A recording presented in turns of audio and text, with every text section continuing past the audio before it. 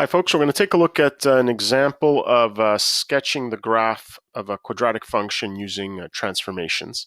All right, now the first thing I notice when I look at this equation is that I can tell that the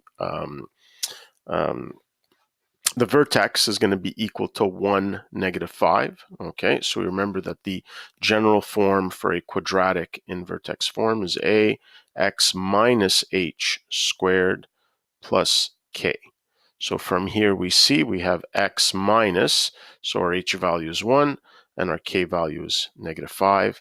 Okay, so once I have the vertex and we've got the a value here, I could always use the step pattern to sketch the graph, which is probably the more, I would say, probably the more direct way of doing this sketch. But another way we can do it is by thinking of this function as a transformation of the basic quadratic y equals x squared.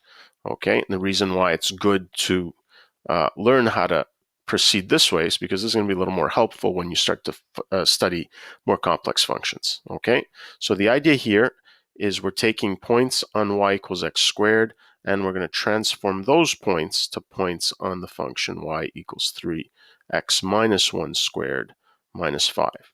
Okay, so keep in mind, I'm not taking x values and just sticking them into this equation. I'm not finding a table of values here. What I'm doing is I'm starting with some basic points on x squared, and I'm going to choose 0, 0, 1, 1, and 2, 4. Okay, and what we saw were that these letters a, h, and k, okay, these values in our equation had specific effects on a point of the graph 0, 0. All right, so we're going to use that knowledge to see what points these are transformed to. Okay, so what we have here is one horizontal transformation, something that affects x alone, and then two vertical transformations, something that affects the y values, meaning after we've squared, what affects these values is the 3 and the -5. So let's start with the x values. So remember that anything that's horizontal, we reasoned out, was always going to have the opposite effect. So if I see x minus 1, what's going to be happening to my x values? I'm going to be adding 1 to them, always the opposite effect. So 0 plus 1. Okay, this is going to be 1 plus 1. This is going to be 2 plus 1. Okay, and the effect on the y values from a and k are the same as the operations that we see here. Okay, so we see a -5 and a times 3. But what we have to keep in mind is that because we're working with multiplications and addition subtractions all at once, we have to follow our orders of operations. So first I take my y value and I multiply it by 3, and then I subtract 5.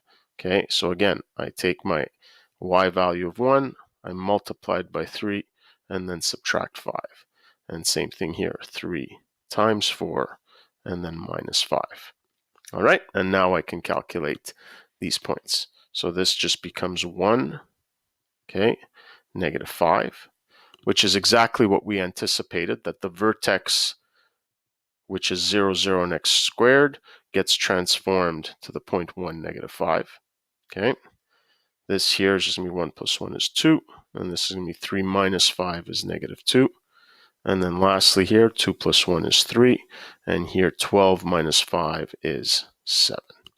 All right, and so these are the points we're going to use to sketch the graph of the function, and we're going to see that we're going to use some other points, which as we graph it, we'll see be pretty easy to do. So I see that my x values, 1, 2, 3, okay, so those are all pretty small, so I can just increase my x values by 1 at a time. But my y values, well, they go from -5 to +7. So I'm not going to have enough room here to go up by 1. So I think I'm going to go up by 2. All right, so let's start us off here. So I'll put my y-axis here, since my points are mostly positive in the x. Okay, and for the I guess for the x-axis, I'll just put it right down the middle because we're going from -5 to 7. Okay, so here's my x-axis, my y-axis, and what we said was that our x-axis we were going to allow to go up by 1, whereas the y-axis, in order to have enough room, I'm going to have that go up by 2. All right, so let's plot these points. So 1, -5, so 1, 2, 3, 4, 5. Oh no, sorry, we're going up by 2, so 2, 4, 5. All right, and this is going to be my vertex. Now, I expect my other points to be above that because this being positive means it's going to open upwards, and that's what's going to happen. So 2, -2, so 2, -2. All right, and then 3, 7. So 2, 4, 6, 7.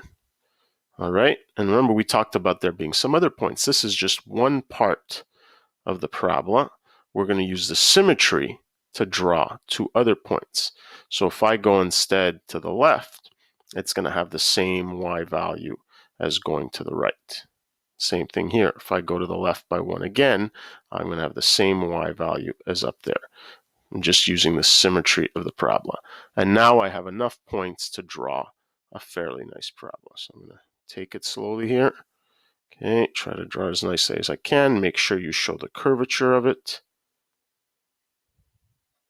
And there's my graph. Okay, so just a recap here. Anytime you're using transformations to stretch a quadratic, okay, you're always going to be using the same 3 points, 0, 0, 1, 1, 2, 4. All right, and you apply the transformations. So to the x values, it's only one transformation, and it's always the opposite of what you see. And for the y values, you have to first do the multiplication and then do the addition or subtraction. Okay, once you get your 3 points on one side of the vertex, you use the symmetry of the graph to draw the other 3 points. Okay, that's it for this one.